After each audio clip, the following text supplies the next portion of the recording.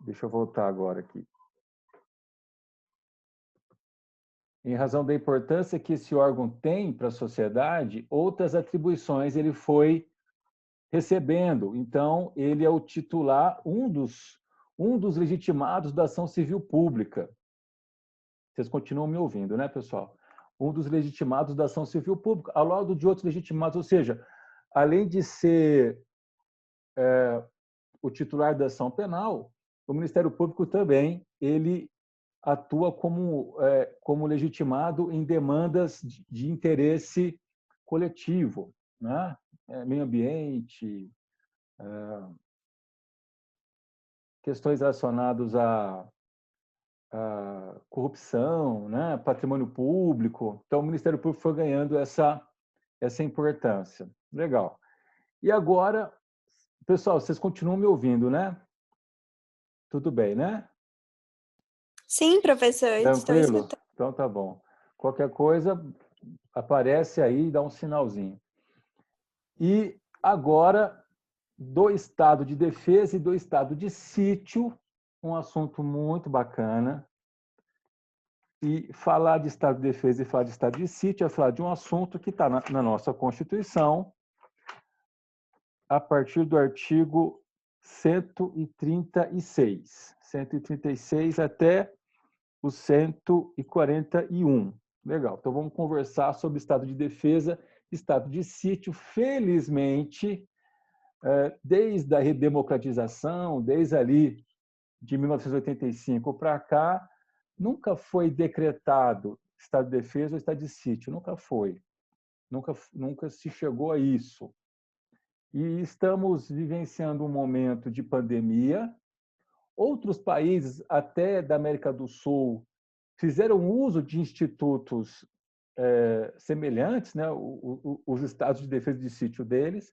O Brasil tem enfrentado a pandemia sem fazer uso dessa legalidade excepcional. O estado de defesa e estado de sítio não é estado de não direito. É um estado onde há uma legalidade excepcional, onde direitos fundamentais são restringidos ou até mesmo suprimidos temporariamente, né? Para fazer frente a situações de grave crise. Grave crise. Ok.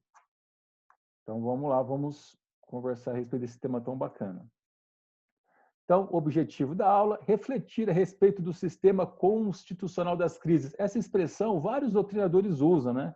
Sistema constitucional das crises, para se referir aos estados de defesa e de sítio. No caso do estado de defesa e de sítio, crises graves, né? Crises graves, onde os instrumentos normais para enfrentar crises, controle de constitucionalidade, forças armadas, o aparato de segurança, polícia civil, militar, rodoviária, federal, não estão dando conta do recado, aí se tem a possibilidade de se decretar por um tempo específico estado de defesa e estado de sítio, onde direitos fundamentais são restringidos ou até mesmo suprimidos, suspensos seria melhor, suspensos, para fazer frente a situações de grave crise. Grave crise.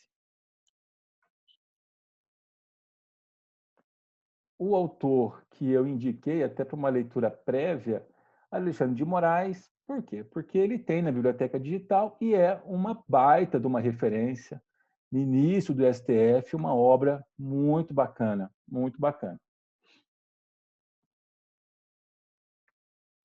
Aqui o nosso roteiro para a gente conversar do estado de defesa e do estado de sítio, introdução, princípios, falar do estado de defesa e falar do estado de sítio. Então, a ideia é refletir, né?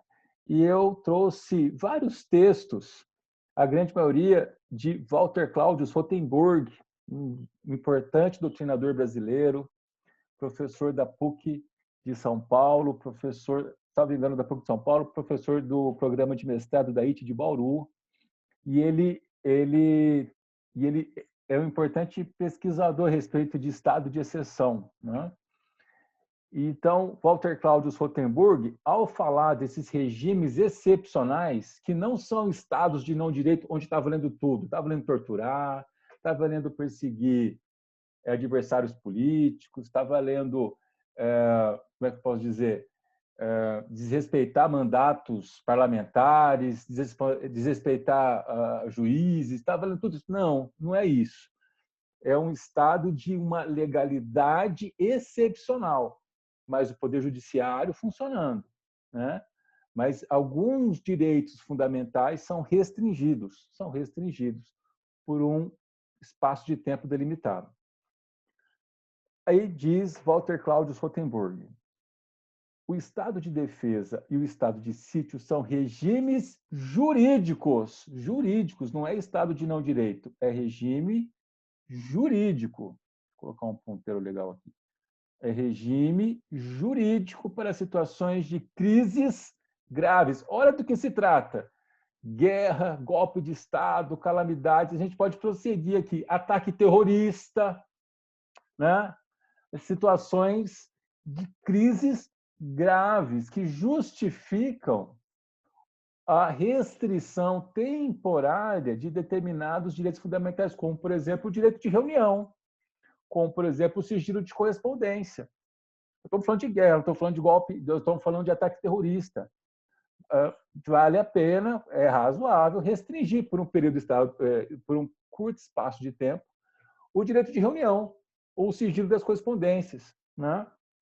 E outros direitos que podem ser restringidos, mas com razoabilidade, né? Num tempo pré-delimitado, que afetam o Estado e as instituições democráticas. Então, seria uma forma de proteger o Estado, proteger as instituições democráticas, né? O sistema de crises procura proteger o Estado, proteger as instituições democráticas.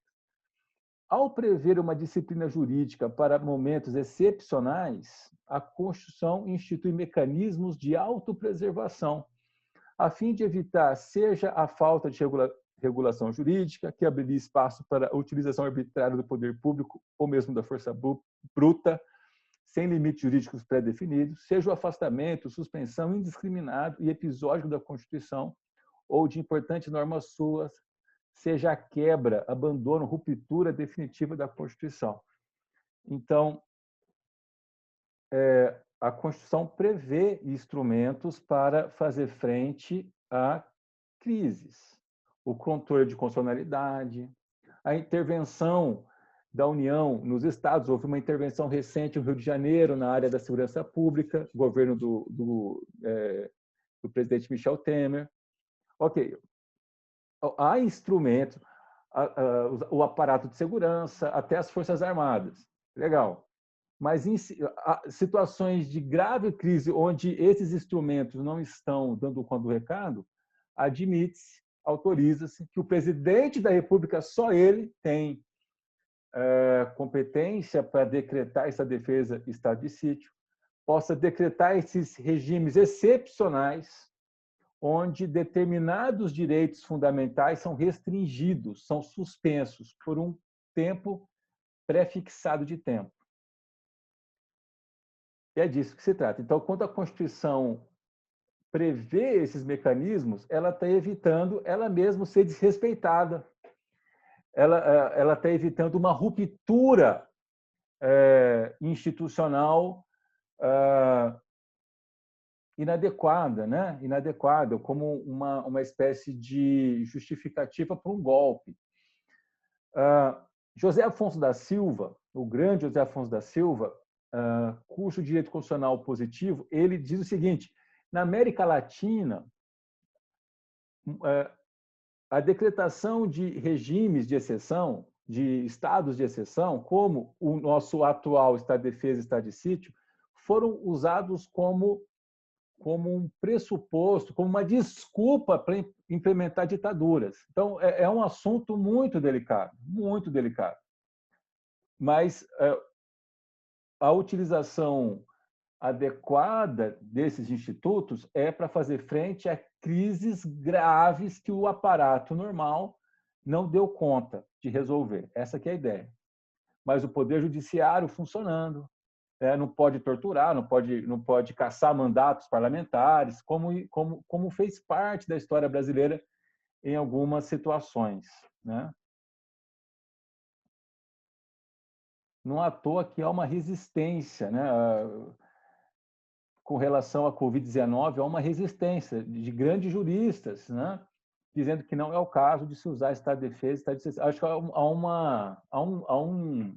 um trauma com relação à utilização desses mecanismos no nosso país, né? Assim, um tratamento diferenciado previsto pela própria Constituição para situações excepcionais é, em certa medida, uma resposta jurídico-constitucional para evitar a exceção à própria Constituição. Dito de outra maneira, quando a Constituição consegue atravessar situações de crise grave sem ser abandonada, e para isso prevê ela medidas extremas de salvação pública, essa é a maior prova de sua estabilidade. Ela consegue, tem força normativa suficiente para regular não apenas a normalidade, mas também as exceções. Então, falar de estado de exceção é falar de guerra, golpe de Estado, calamidades, ataque terrorista. Quando a Constituição consegue enfrentar situações como essa sem ser abandonada, isso é a maior prova da sua força. É o que o texto anterior diz. Legal, a nossa Constituição está passando por um monte de crise sem fazer uso desses instrumentos de crise grave, né? Sem fazer uso disso. Isso mostra a sua força, né? Nunca, repetindo, desde a redemocratização, desde 85 para cá, nunca se utilizou, nunca foi decretado, seja o estado de defesa, que é um estado de sítio mais brando, mais leve, seja o estado de sítio, né, que é um estado de exceção mais rigoroso, né? Nunca foi necessário. Isso mostra a força da nossa Constituição, né? Somente a agressão potencial ou efetiva à ordem constitucional de modo grave, ou seja, com fortíssima intensidade, é que autoriza a decretação dos estados de defesa ou de sítio. Violações pontuais e de gravidade relativa devem encontrar resposta adequada nos mecanismos ordinários de proteção da Constituição, do Estado e das instituições democráticas, controle de constitucionalidade, intervenção, emprego das Forças Armadas ou dos órgãos de segurança pública. Há uma nota de subsidiariedade. Os estados de exceção somente podem ser sacados quando os meios coercitivos normais não derem conta da situação.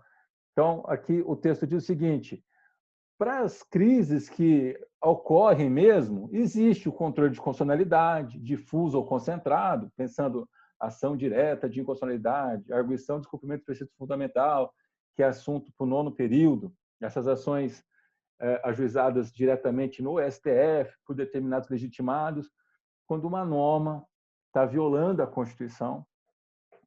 Intervenção também é algo meio drástico, né? É uma exceção ao princípio federativo, mas ainda é menos drástico do que estado de defesa e estado de sítio. E houve intervenção recente no Rio de Janeiro, né? Emprego das Forças Armadas, dos órgãos de segurança, Polícia Civil, Polícia Militar, Polícia Federal, Polícia Rodoviária. Então, para fazer frente às crises normais, né, existe este aparato. Se esse aparato não der conta de uma determinada situação, de ataque terrorista, por exemplo, de uma calamidade de natureza de grandes proporções, esse aparato sozinho não está dando conta, é preciso de algo a mais aí, é preciso restringir direito de reunião, é preciso restringir alguns direitos fundamentais, aí existe a possibilidade de se fazer uso desses estados de exceção, estado de defesa, estado de sítio, ok? Agora, estado de defesa e estado de sítio, qual que é a diferença? Ambos são espécies do mesmo gênero, estado de exceção. E José Afonso da Silva critica que se tenha na nossa Constituição o estado de defesa. Para ele, bastava o estado de sítio. Ele diz que o estado de defesa é o estado de emergência que havia na Constituição de 67 e 69. Ele critica que permaneça esse instituto. Mas está aí, o Constituinte de 88 acabou mantendo o estado de defesa, que seria um estado de exceção menos rigoroso, e o estado de sítio, esse sim, potencialmente mais severo. Potencialmente mais severo. Engraçado, a expressão sítio, né? Parece que inimigos estão sitiando a cidade e tal. É uma gravidade tal como essa, né? Tal como essa. Nenhuma diferença essencial entre os estados de defesa e de sítio, visto que se trata de espécies de um mesmo gênero. Que gênero? Estado de exceção. Estado de exceção. Que diferem, basicamente, quanto à intensidade da crise, pelo que as medidas adotadas no estado de sítio podem ser mais amplas e severas. O rol de direitos fundamentais que podem ser justificadamente restringidos ou suspensos no estado de sítio é maior do que o rol de direitos fundamentais que podem ser restringidos ou suspensos no estado de defesa. Ok? No estado de defesa é para uma localidade específica, um bairro, por exemplo. Já o estado de sítio é para regiões mais amplas, no caso de guerra, por todo o território nacional, né? Então, o estado de sítio, o rol de direitos que podem ser restringidos ou suspensos é maior e a amplitude do espaço territorial que aquela legalidade excepcional deve vigorar é maior do que o estado de defesa, que é num local restrito e por 30 dias prorrogáveis, uma única vez por 30 dias. Isso é o estado de defesa. O estado de sítio, 30 dias, admitindo-se sucessivas prorrogações, ok? Observando determinados requisitos, que nós vamos ver daqui a pouquinho.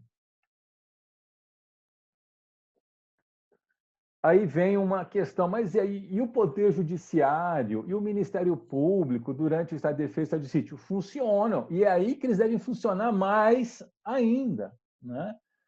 Pode manejar habeas corpus, pode manejar mandado de segurança, Poder Judiciário continua funcionando. Outros instrumentos, se por acaso o executor da medida, numa das vezes um militar, extrapolar os limites, cabe o Poder Judiciário bater as portas do Poder Judiciário, né? Então, é preciso desmistificar isso. O Poder Judiciário continua funcionando. O Congresso Nacional continua funcionando. O Congresso Nacional ele fiscaliza antes, há um controle político do Congresso Nacional prévio e durante e posterior os estados de exceção. Isso numa democracia, né? Porque numa ditadura usa-se desses instrumentos como uma desculpa para um golpe de Estado, e aí é pura força, aí é pura violência.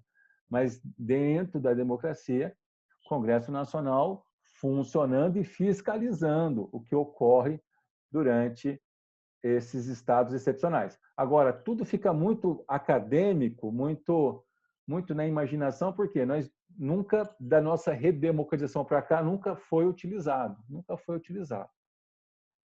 Então, é o que o texto aqui diz. Onde se revela mais imprescindível o controle judicial é em relação às medidas de restrição de direitos fundamentais. Puxa vida, nós estamos falando de restrição do que dá sentido ao próprio direito, que são os direitos fundamentais. É aí que o Poder Judiciário precisa estar mais atento, precisa funcionar mais ainda, né? Estando assegurado o acesso ao judiciário, com as inafastáveis garantias do devido processo legal, por via do habeas corpus, do mandado de segurança e outros instrumentos que, porventura, se fizerem necessários. Então, vamos desmistificar isso. Durante os estados de exceção, que não são estados de não direito, mas de uma legalidade excepcional, o Poder Judiciário funciona, né? E deve funcionar ainda mais, né? Pode manejar habeas corpus, mandado de segurança e outros instrumentos. E a doutrina ensina que há alguns princípios que informam os estados de exceção, que é gênero, que tem, no caso brasileiro, como espécies, estado de defesa e estado de sítio. Estado de defesa, um estado de sítio mais light, mais brando. Estado de sítio, um estado de exceção mais rigoroso. Necessidade e temporalidade são os dois grandes princípios. Os professores Luiz Alberto Davi Araújo e Vidal Serrano Nunes Júnior também lembram da proporcionalidade. Então, necessidade. A Constituição traz os pressupostos fáticos, os fatos geradores, que justificam o presidente da República decretar estado de defesa e estado de sítio. Está lá, bem especificado, quais os fatos que justificam, né, a decretação desses regimes excepcionais. Se o aparato normal não der conta do recado. Lembra-se, há um quê de subsidiariedade. Primeiro tem que o aparato normal de crise. Esse aparato não deu conta do recado, aí abre a possibilidade de se fazer uso dos estados de exceção. Princípio da temporalidade. O decreto, que é o instrumento que, como é que eu posso dizer, é o instrumento que manifesta o estado de defesa e estado de sítio, ele deve trazer o período onde ele vai vigorar. Ok? Nós vamos ver daqui a pouquinho. No estado de defesa, no máximo 30 dias, prorrogáveis uma única vez por mais 30 dias.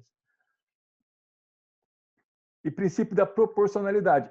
Há uma lista de direitos fundamentais que podem ser restringidos. O decreto precisa justificar qual que vai ser utilizado e por quê.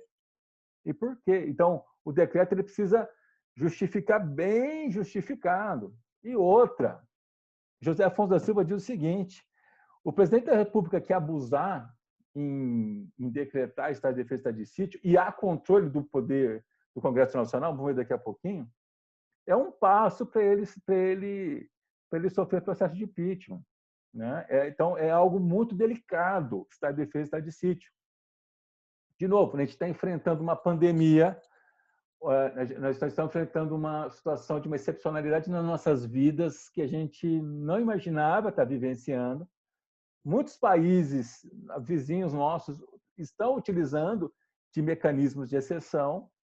O Brasil não. O Brasil está utilizando os mecanismos normais para debelar crises.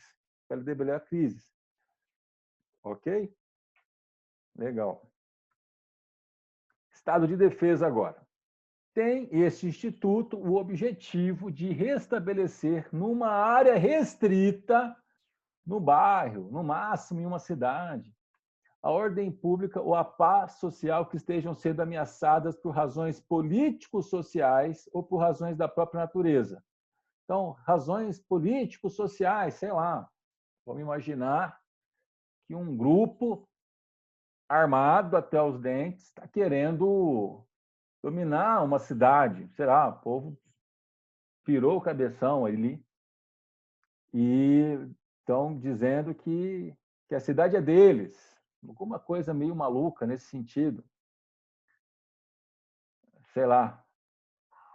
E o aparato de segurança normal não está dando conta do recado. Né? Ou não está dando conta do recado, está precisando de um plus a mais. Aí pode-se fazer uso de estado de defesa e estado de sítio, onde alguns direitos, vamos pensar no estado de defesa, né? Alguns direitos fundamentais podem ser restringidos. Por exemplo, o direito de reunião é muito razoável. O sigilo das correspondências é muito razoável. Ok? Mas há pressupostos fáticos que a própria Constituição traz, né? Que a própria Constituição traz. Esses pressupostos que eu acabei de ler aqui estão no 136. Ou razões da própria natureza, houve uma calamidade, houve, não sei, uma enchente e está precisando desse algo a mais para proibir reunião, restrição ao sigilo de correspondência, uma flexibilização ao sigilo de comunicações telegráficas e telefônicas, para fazer frente a essa excepcionalidade. Seria por aí. Pessoal, vai cair eu vou fechar aqui agora e vou mandar o link para vocês de novo, tá?